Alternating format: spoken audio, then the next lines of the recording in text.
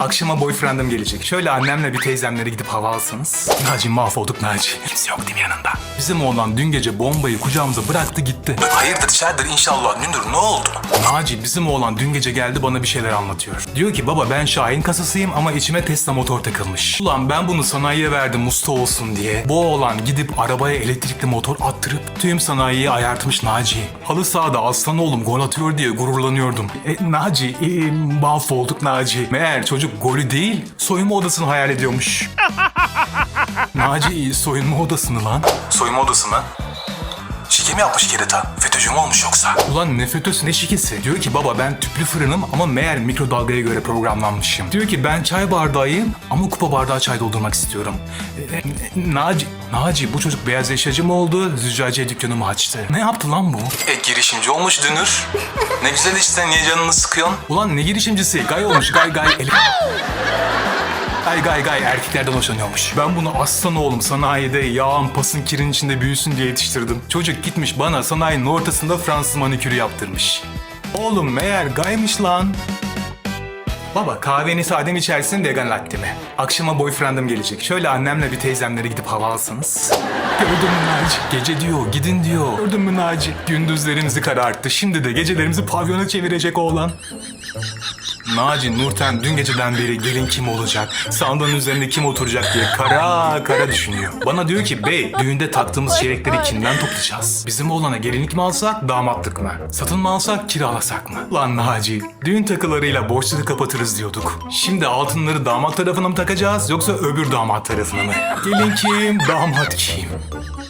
Naci bana bir şeyler oluyor Naci. Düğün konvoyuna Tofaş mı koysak Tesla mı belli değil oğlum. Naci ben de düşündüm. Ulan dedim bu iş başımıza nereden açıldı? Bunlar hep İspanya'dan Marmaris'e gelip tatil yapıp bayrak açan o elit dizisi oyuncuları yüzünden hep. Hani geçenlerde yeni anayasa tasarısından gay taslağını çıkardılar ya. Hükümet kapıyı araladı bunlara Naci. Hükümet de iyice zıvanadan çıktı be Dünür. Muhafazakar dedik adamlar en kral liberal çıktı lan. Yok lan Naci ne hükümeti? Muhalefet yapmıyor mu bunları? CHP zihniyeti değil mi bu? Bizim işte Kongo, Demokratik Kongo.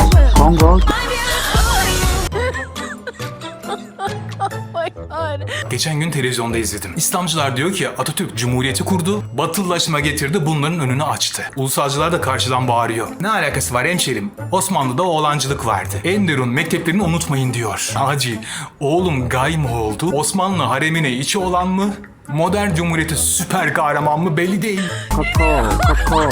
Bizim işte Kongo. Bizim oğlan meğer her iki tarafı da memnun etmiş. Modern giyiniyor lavuk ama gönlü Osmanlı hareminde. Hem monşer hem ehli keyif zevkü sefa. Bir elinde nutuk, öbür kolunda veziri azamın kaslı, yakışıklı özel kalemi. Tıpkı memleketin hali gibi. Bir ayağımız uzay çağında, diğeri hamçarı, kıl çorapta ben ağacı. Bu çocuk yarın öbür gün eve Drag Quen diye bir şeyle gelirse ne yapacağız Naci? Ben bunu sanayiye vezir yapacaktım. Bu gitmiş siyaset kavgasına meze olmuş anlamadım ki Naci. Naci? Naci orada mısın lan? Dünür ya kapı çaldı. Bizim oğlan geldi de akşama Emre diye bir lavukla takılacaklarmış. Şöyle amcamlara gidip bir hava alsanız mı? Diyor. Bayanlar baylar, gençler ve daima genç kalanlar. Kıymeti kendinden menkul zat-ı şahaneler. Türkiye'de LGBT olmak serisinin 2. bölümüne hoş geldiniz. İlk bölümde babaya anneye açılmanın o absürt mizahi çelişkilerini izlemiştik. Baba sana bir şey diyeceğim. Ne oldu yine? Ne yaptın? Arabanın bujilerini mi yaktın lan yine? Söyle bakalım. Ne? Tamponu mu sürttün? Dedim ben sana o dar otoparka girme diye. Yok baba araba sağlam. Baba ben ne geveleyip duruyorsun oğlum? B12 mi düştü? Çinko demir eksikliğin falan olmasın mı? Ya baba B12 ile ne alakası var Allah aşkına? Baba sanırım benim kadınlara karşı pek iştahım yok. Nasıl yani? Nasıl yani? Canın çiğ köfte değil de Adana dürüm çekiyor gibi bir şey mi bu? Bu bölümde ise olayı fites büyütüp bir üst levele taşıyoruz. Babanın olayı üzerinden atıp toplumsallaştırma krizine, gay kimliğinin siyasi bir meze haline getirilişine ve bu işin Orta Doğu ve dünyadaki akıllara zarar karşılığına bakıyoruz. Finalde ise ilk bölümün sonunda sorduğum Türkiye'de gay evlilik olmalı mı sizce? Anketinin beni bile koltuğumdan zıplatan o çılgın sonuçlarını açıklıyorum. Kahvenizi, çayınızı, buz gibi soğuk içeceğinizi kaptıysanız bodoslama dalıyoruz memleket simülasyonuna. Bak şimdi babamın kafası karışmakta son derece haklı kankalar. Çünkü Türkiye'de gay olmak sadece cinsel biyolojik bir kimlik değil. Sabah uyanıp bir bakmışsınız, kendinizi Cumhuriyet tarihi, Osmanlı arşivi ve meclis grup toplantısının tam ortasında bulduğunuz devasa bir RPG oyunu. Türkiye'de gay olmak siyasetin en hararetli kavgalarına, en tabusundan acı ama seksi bir meze olmaktır. Yani siyasetçiler sizin kime aşık olduğunuzla ilgilenmiyorlar. Sizin üzerinizden karşı tarafa nasıl 3-5 gol atıp rakibi deviririm peşindeler. Şimdi gelin şu tarihsel kafa karışıklığına bir neşter atalım kankalar. Tarihçiler ve troller ikiye bölünmüş durumda. Bir taraf Atatürk bu işlerin önünü açtı diyor. Diğer taraf Osmanlı da zaten vardı ki diyor. Gerçek şu kankalar. Osmanlı kültüründe kadının esamesi okunmadığı, evden dışarı çıkarılmadığı dönemlerde erkeklerin el ele tutuşması, birbirine şiirler yazması gayet standart bir prosedürdü. Bugün bile Orta Doğu kültüründe erkekler sokaklarda el ele gezerler. Yani Osmanlı'da erkek egemen toplum kendi arasında sınırsız ve sonsuz bir eğlence, zevk, duygusal ve cinsel oyun alanı kurmuştu. Kadın figüran düzeyindeydi. Cumhuriyet devrimleri gelip kadını kölelikten patronluğa kaldırıp sahnenin tam ortasına koyunca ne oldu biliyor musunuz? Erkekler arasındaki o geleneksel romantik takılmalar bir anda taca çıktı. Vitrine kadın erkek yakınlaşması, cilveleşmesi girdi. Şimdi birileri çıkıp soruyor. Ne yani kanka? Atatürk homofobik miydi? Tabii ki hayır kanka. O dönemin devrimsel koşullarında kadını topluma kazandırmak için katı laiklik nasıl şartsa Bu sosyal kurguda şarttı. ama artık devrimler oturdukça, Cumhuriyet demokratikleştikçe katı laiklikte yerini ılımlı laikliğe bırakıyor. Yani bugün aslında Cumhurbaşkanı Erdoğan'ın ve Bahçeli'nin de siyasette oynadığı rol de aslında bu tarihsel dönüşümün bir parçası. Radikal İslam'ı ülkede ve bölgede Orta Doğu'da Ilımlı İslam'a, katı laikliği de ılımlı laikliğe. evrilten bir devlet aklı var arkada çalışan. Biz bütün bu faturayı sıcağı sıcağına ödediğimiz için fark edemiyoruz ama 20 yıl sonra bu tarih yazılacak. O tarih yazılacak. Tarihte 16 devlet kurmuş ve kendini sürekli yeni devletlerle güncellemiş bir toplumun gen haritası ne kadını, ne gayini, ne de heterosunu dışlar kankam. Hiçbirini sistemin dışına atmaz. Biz bu işi biliyoruz. Ama elimizi çabuk tutmamız lazım. Türkiye'de gay karşıtı olmak öyle sanıldığı gibi kolay değil. Adamı anında ters köşe yaparlar. Nasıl mı? Ve bakıyorsun bizim klavye delikanlıları Geylerin gerçekten yok. diye trolleme yapıyor internette. Gaylere gerçek yok diye trolleme yapıyor internette. Aynı esnada devlet aklı NATO Ankara zirvesinde Hollanda ve Letonya'nın gay başbakanlarını kırmızı halıyla, gülücüklerle, tebessümle, Türk misafirperverliğiyle karşılıyor. Ayakta. Hatta ilk karşılamayı da Aile Bakanı yapıyor. Ulan adamın boyfriend'i gelmemiş. Aile Bakanı'nın ne işi var orada? Bizim güzide trollerimiz de ekran başında. Oo nasıl trolledik ama gayler aile olamaz ki, olamaz ki. diye ergence seviniyorlar. Ulan adamlar nişanlı. Belki gelip düğünü Bodrum'da yapacaklar ne biliyor. Demokratik Kongo, Kongo bizimkisi Kongo, Kongo.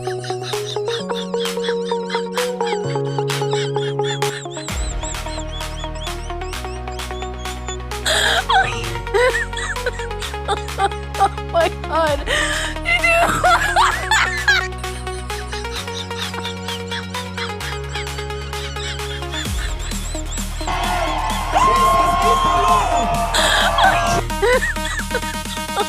Oh my god. Parti döneminde kurulmuştur. İlk resmi LGBT evliliği AK Parti döneminde kurulmuştur. AK Parti döneminde kuruldu. Hayır konuşamazsın. AK Parti döneminde kuruldu. Hayır konuşamazsın şimdi. Doğruları konuşalım. Bak bu doğru mu? Doğru. Bugün meydanlarda Sayın Cumhurbaşkanı diyenler Ahmet Altınışık Mekatronik Mühendisliği bölümünde. Bildiğimiz gibi Türkiye'de bir gay ve eşcinsel vatandaşlarımız var. Hayda.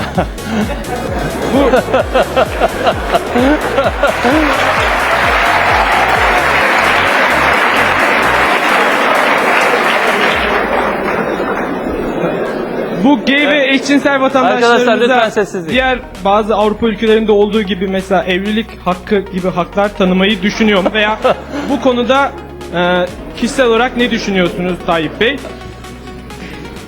Yani eşcinsellerin de kendi hak ve özgürlükleri çerçevesinde bir defa yasal güvence altına alınması şart. zaman zaman bazı televizyon ekranlarında onların da muhatap oldukları muameleleri bir defa insani bulmuyoruz. Vay. LGBT'ye meydan okuyamıyorsun.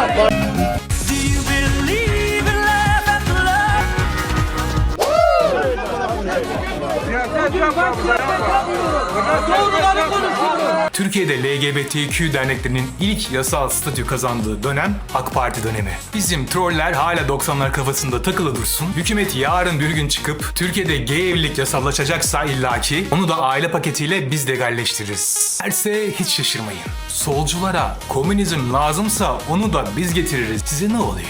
Diyen bir devlet haklı. Burayı da kimseye kaptırmaz evelallah. Demokrasi ise demokrasi birader. Ama işte elimizi çabuk tutmamız lazım dedim ya. İran'dan boşalan Orta Doğu liderliğini İsrail'e ve Araplara kaptırmamamız lazım. Şimdi sıkı durun. Size ezber bozan bir kıyaslama yapacağım. Biz kendimizi Rusya ile kıyaslayıp aman Rusya gibi sert değiliz anacım diyoruz ya. Doğru. Doğru.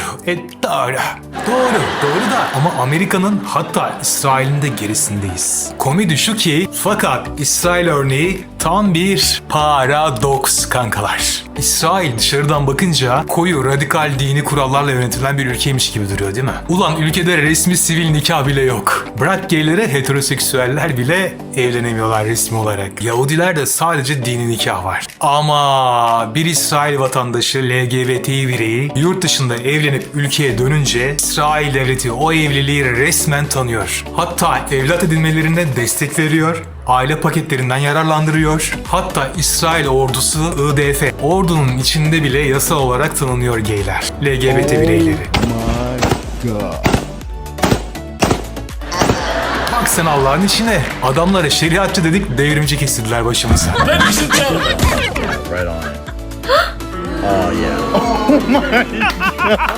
Yani kankalar adamlar iç cepheyi sağlam tutmak için dinci yapılarına rağmen devlet aklını çalıştırmış. Çünkü biliyorlar ki Orta Doğu'da birlik olmazlarsa, iç cepheyi güçlendirmezlerse yok olup gidecekler. Bizim troller ise hala düğünde takılan çeyrek altınları damat tarafı mı alacak seviyesinde mizah yapıp duruyor. Nice car, but no girls. Why?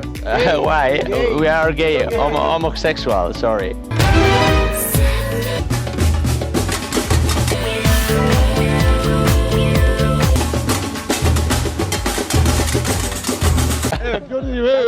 And you, two men are not good. Yeah, but we are normals. Normal gay. Normal gays.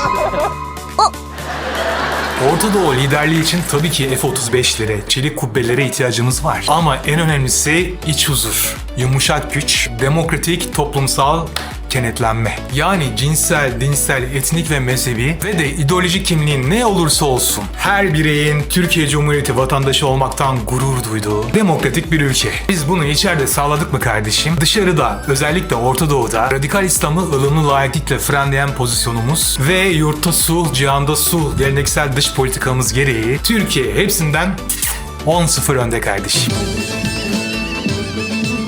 Kankalar bu konuya Orta Doğu'nun yeni patronu kim olacak videomuzda detaylıca değineceğiz. Gel gelelim madalyonun acı yüzüne. Türkiye genel olarak gay dostu bir ülke olsa da Türk aile yapısı bu konuda son derece ferasetli, ileri görüşlü olsa da Orta Doğu kodlarından sıyrılmamış ailelerde veya töre baskısında hayatı tehlikeye giren kardeşlerimiz de var. Eğer bu videoyu izleyen, ailesinden, çevresinden şiddet veya hayati tehdit gören birileri varsa yalnız değilsiniz kardeşlerim. Derhal Aile Bakanlığı, Emniyet, KADES, yargı, sivil toplum kuruluşları, medya ve LGBTQ dernekleriyle iletişime geçin. Kankalar eğer peşiniz bırakılmıyorsa Hollanda, Almanya gibi risk altındaki bireylere hızlı sığınma hakkı tanıyan ülkelerin konsolosluklarına derhal başvurun. Bu tür hayati tehlike durumlarında prosedürler sandığınızdan çok daha hızlı yürür. Kendinizi asla çaresiz hissetmeyin.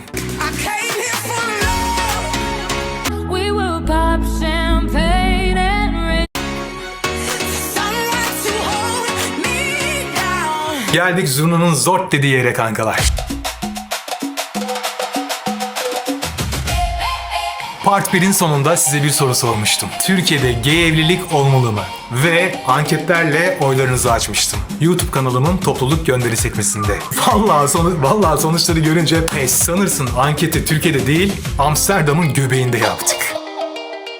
Ankete katılanların %50'si Türkiye'de gay evlilik olmalı diyor.